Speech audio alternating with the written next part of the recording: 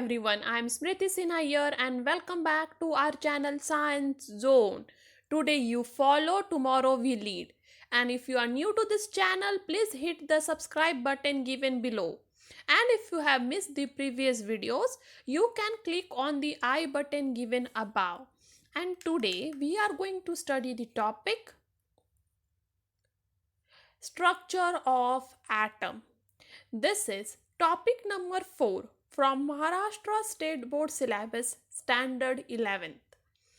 I have already made few videos on this topic, and if you have missed those videos, you can click on the I button above.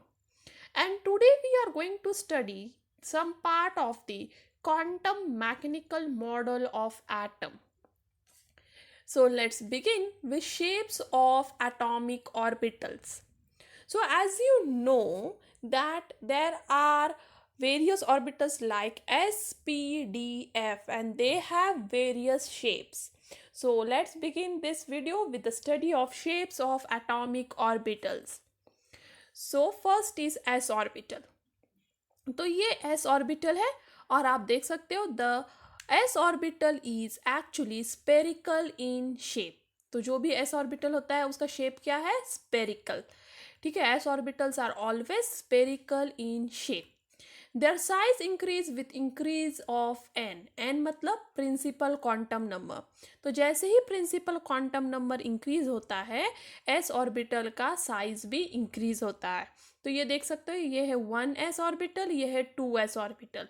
तो यहाँ पे principal quantum number 1 से 2 हो रहा है, तो principal quantum number बढ़ रहा है, इसलिए साइज ऑफ s ऑर्बिटल भी बढ़ रहा है.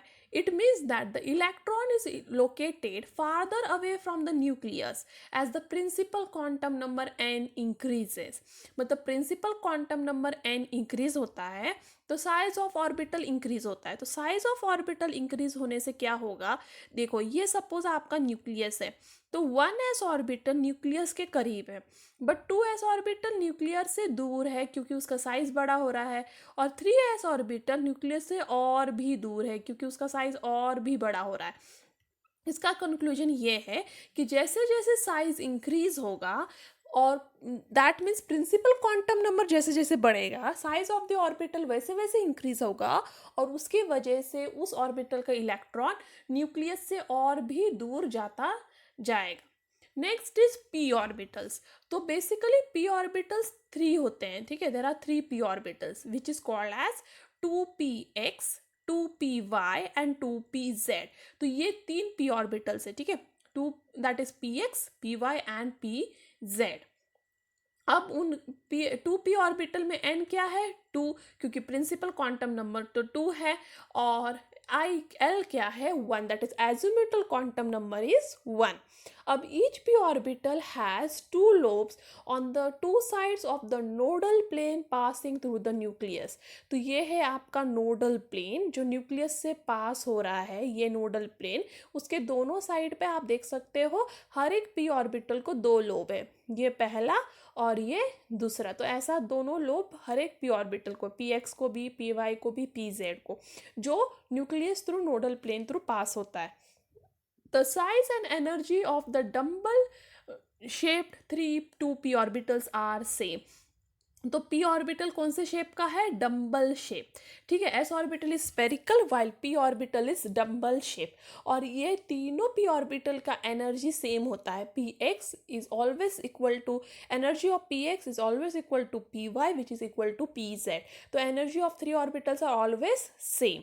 There orientation in space is different. ठीक है, भले वो तीनों के एनर्जी सेम है पर उनका स्पेस में जो ओरिएंटेशन है, जो स्पेस में उनका प्रेजेंस है, वो डिफरेंट है. तो आप यहाँ देख सकते हो ये एक्स एक्सिस में प्रेजेंट है, ये वाई एक्सिस पे प्रेजेंट है और ये जेड एक्सिस पे.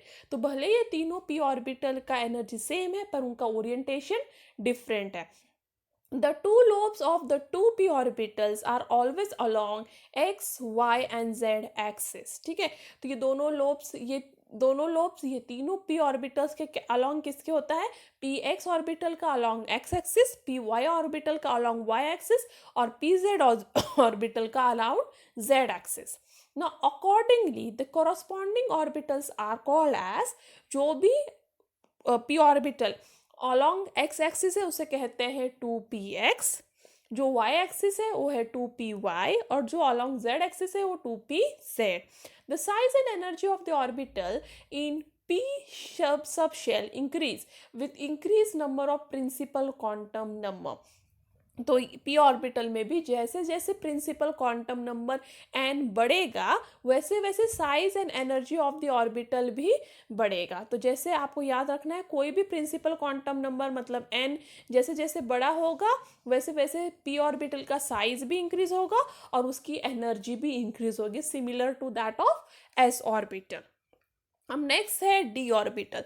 तो there are 5 D orbitals. Okay, so you can see here there are 5. S एक ही है, पी को 3 सब ऑर्बिटल से, सब शेल से बोल सकते हो, और मतलब डी पी सब शेल को 3 ऑर्बिटल्स ऐसे बोल सकते हो. ठीक है, पी सब शेल को 3 ऑर्बिटल से, बट डी सब शेल को है 5 ऑर्बिटल्स. अब उनका नाम है D X Y, D Y Z, D X Z, D X square Y square and D Z square. ठीक है, ये 5 ऑर्बिटल्स हैं डी सब शेल के.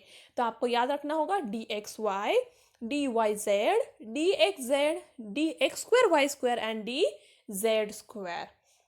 अब ये पांचों का क्या है, पांचों का डिफरेंस है उनके शेप में भी और उनके एनर्जी पर सेम है. जैसे तीनों पी ऑर्बिटल्स का ओरिएंटेशन डिफरेंट था बट तीनों पी ऑर्बिटल्स का एनर्जी सेम था, वैसे ही ये पांचों डी ऑर्बिटल्स के शेप डिफरेंट है. आप देख सकते हो पांचों डी ऑर्बिटल के कोई लोब बड़ा है, कोई छोटा है, कोई डिफरेंट है.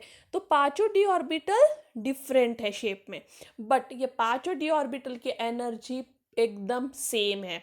The shapes of the 4d, 5d and 6d orbitals are similar to those of 3d orbitals. तो ये इनके सारे shapes 3d का बोलो 4d का बोलो, जो भी d orbitals है बेसिकली ये सब के shapes 3d orbital जैसे ही हैं, but again their size and energy increases. जैसे जैसे प्रिंसिपल क्वांटम नंबर बढ़ेगा वैसे वैसे वो एस ऑर्बिटल हो या पी ऑर्बिटल हो या डी ऑर्बिटल हो, उनकी साइज और एनर्जी बढ़ती है.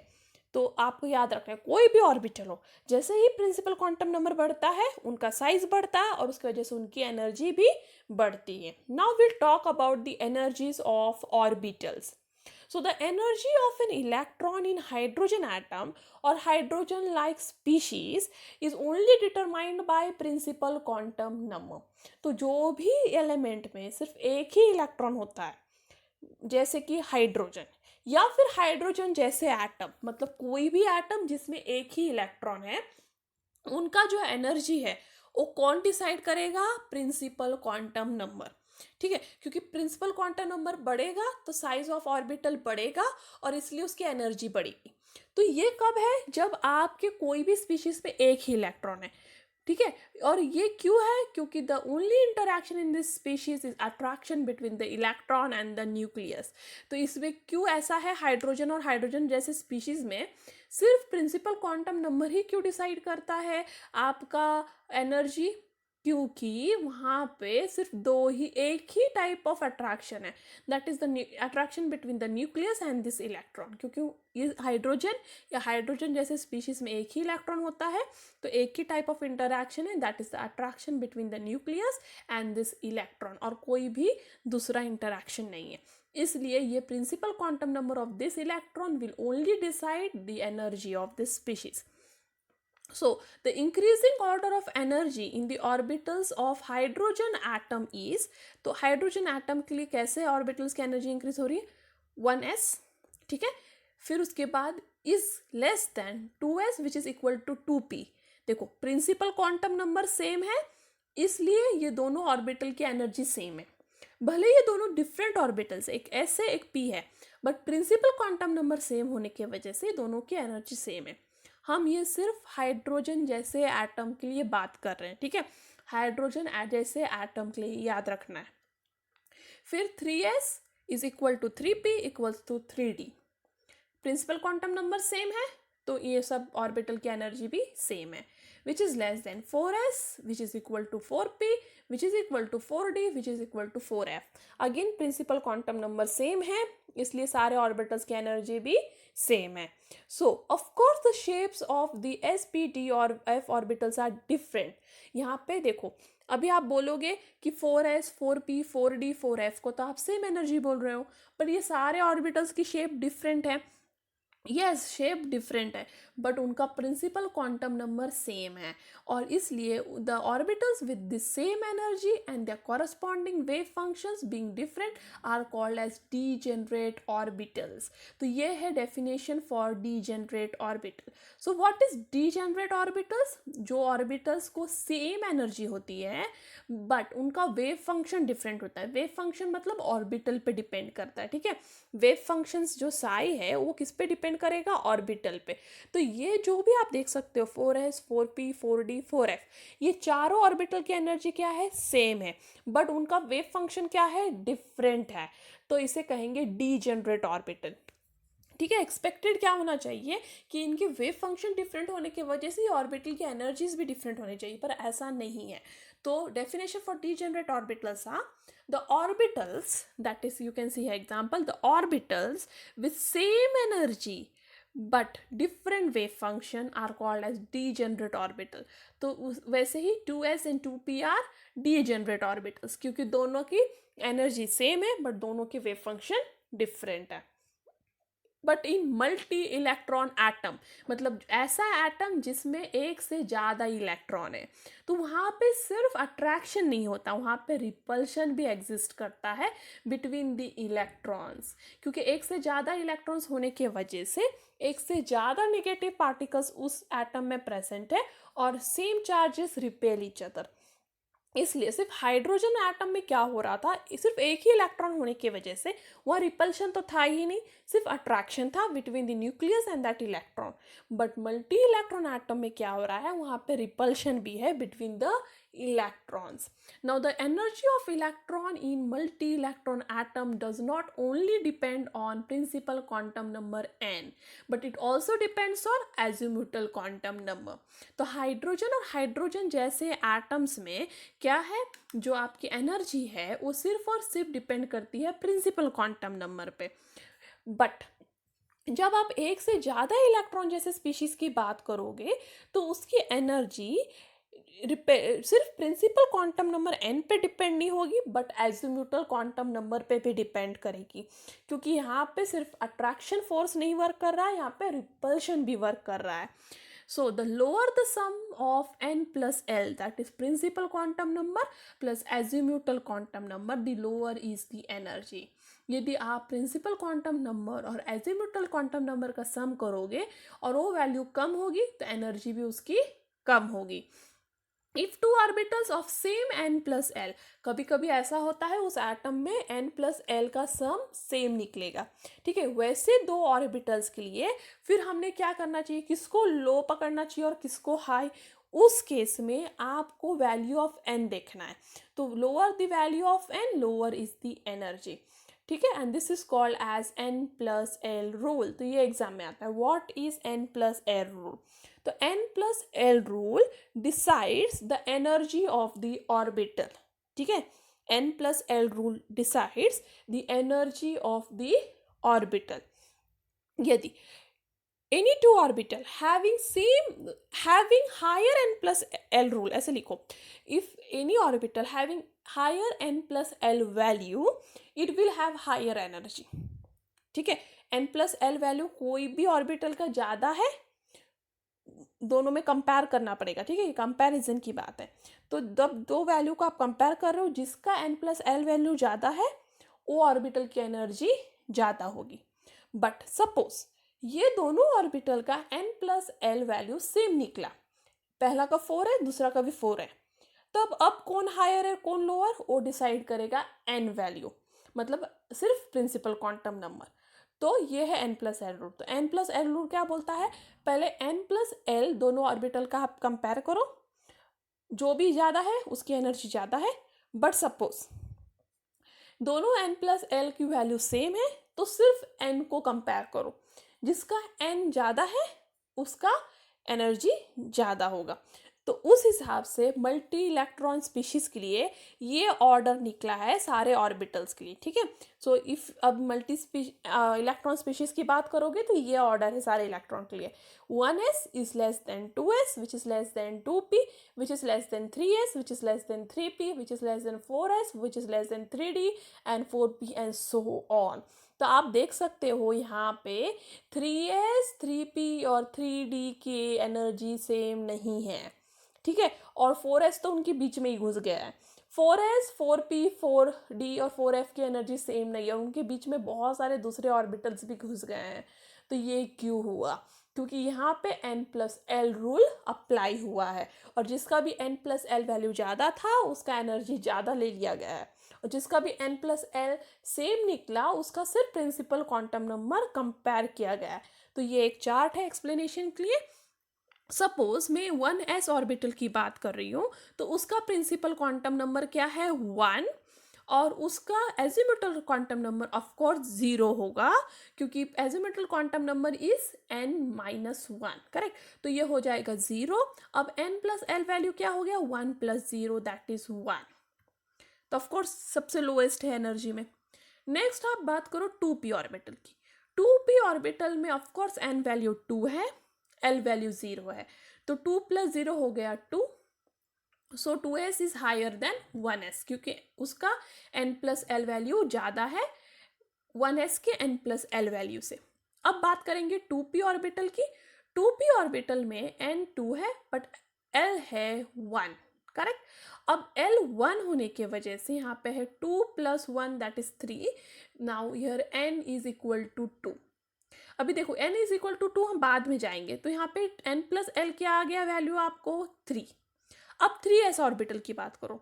3s में n है 3, l है 0, तो ये हो गया 3 + 0 3। अब देखो 2p और 3s ऑर्बिटल का n+l वैल्यू क्या है? सेम है। 2p ऑर्बिटल की बात करो या 3s की, उन दोनों का n+l वैल्यू क्या है? सेम। अब मैं किसको हायर एनर्जी पकड़ूं?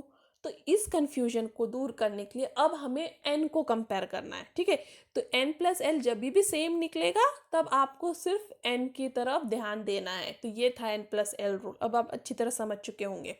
तो यहाँ पे देख सकते हो n वैल्यू किसकी ज़्यादा है? 3s की, इसलिए 3s is higher in energy than 2p।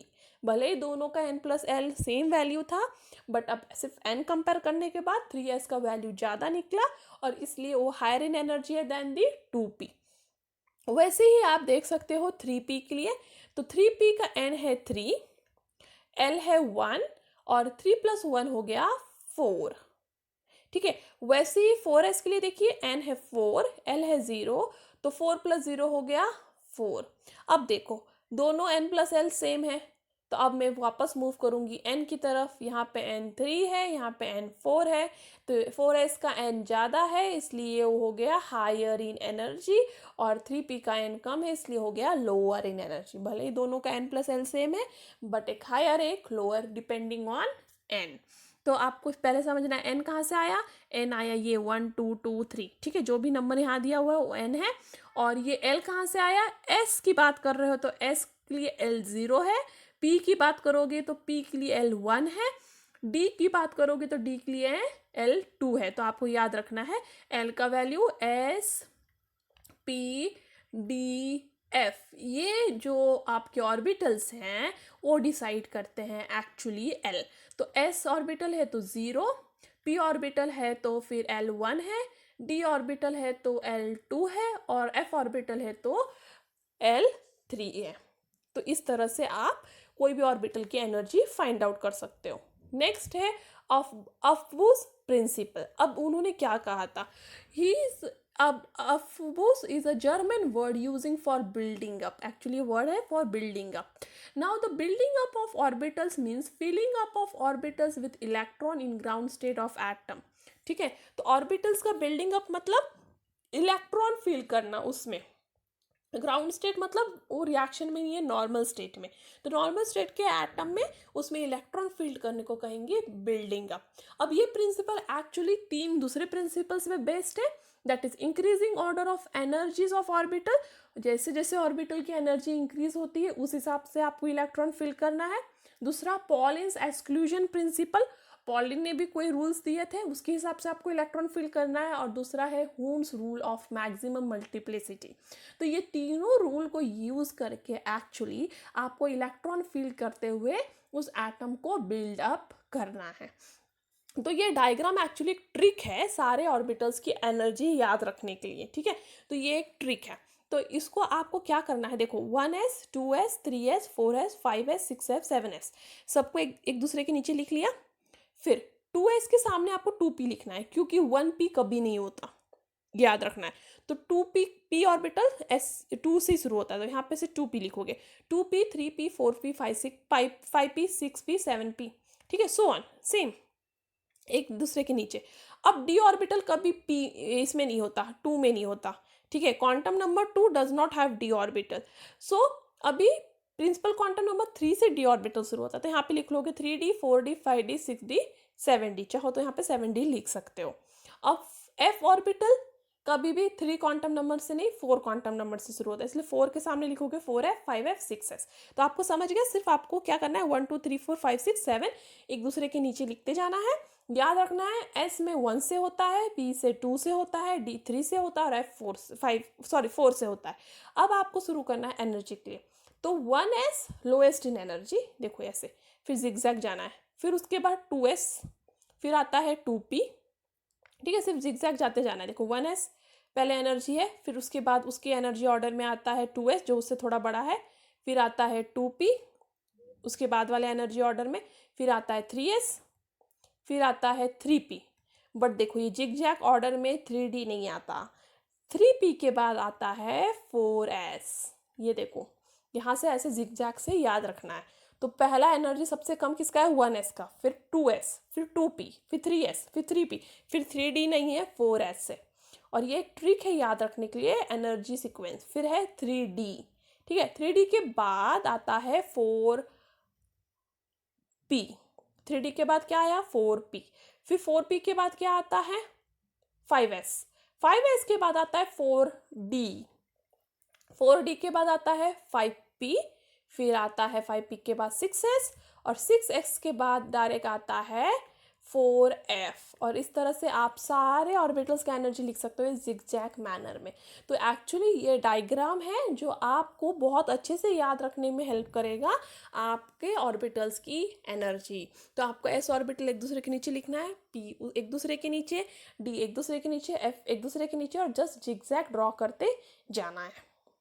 Now first thing जिस पे ये प्रिंसिपल डिपेंड था वो था increasing order of energies of orbital. तो आपको याद रखना है the increasing order of energies of orbital is decided by n+l value.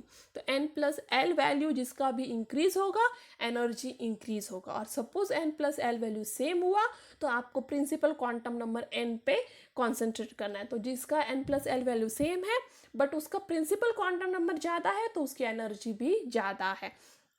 Electrons in the ground state atom are filled in the orbitals in an increasing order of energy। तो suppose मैंने आपको कोई भी एक एटम दिया और उसमें 4 electrons दिए, तो आप 4 इलेक्ट्रॉन्स को इनमें से कोई भी ऑर्बिटल में कैसे भी नहीं फिल कर सकते। आपको सबसे पहला जो 2 इलेक्ट्रॉन है आपको सबसे lowest energy that is 1s में फिल करना होगा, उसके बाद बचे हुए 2 इलेक्ट्रॉन 2s में, और and so on.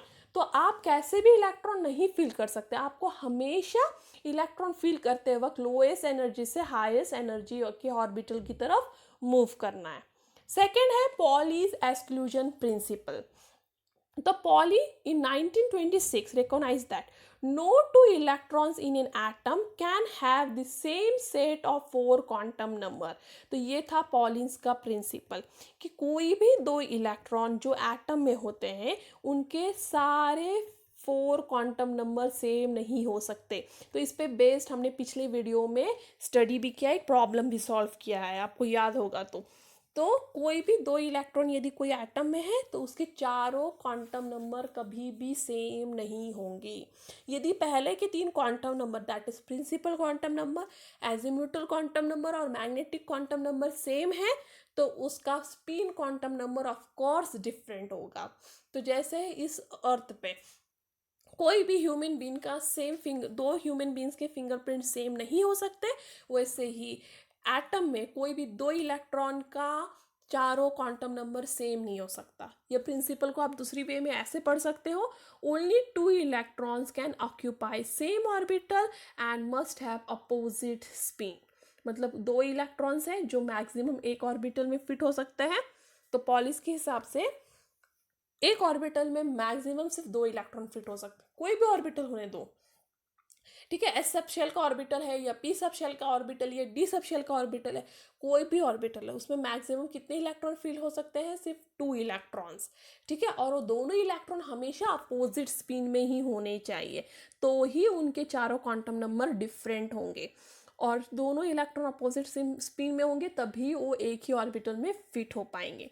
Now, Pauli exclusion principle implies that electron belonging to same orbital, but the spin quantum number ms must be different. Okay, because other three quantum numbers are same.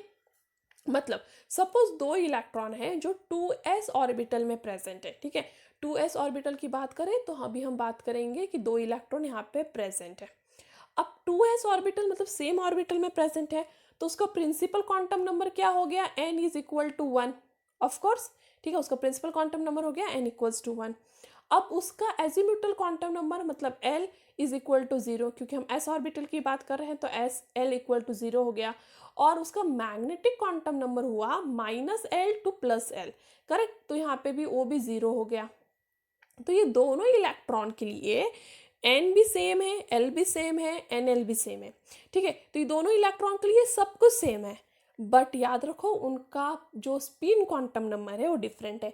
एक देख सकते हो वो north side में और एक south side में, तो एक पॉइंटिंग अपवर्ड्स एक पॉइंटिंग डाउनवर्ड्स, मतलब एक का ms हुआ +½ और एक का ms हुआ -½ मतलब कोई भी दो इलेक्ट्रॉन जो एक ही ऑर्बिटल में प्रेजेंट है उनके तीन क्वांटम नंबर तो सेम होंगे, बट फोर्थ वाला that spin quantum number different होगा, एक होगा +½ एक होगा -½ इसका मतलब ये हुआ कि कोई भी दो इलेक्ट्रॉन को यदि एक ही ऑर्बिटल में फिट होना है तो उनके दोनों के स्पिन हमेशा अपोजिट होने चाहिए, ठीक है। तो आपको कोई भी दो इलेक्ट्रॉन को एक ही ऑर्बिटल में फिट करना है तो आपको हमेशा उन इलेक्ट्रॉन के स्पिन्स को अपोजिट ही रखना पड़ेगा।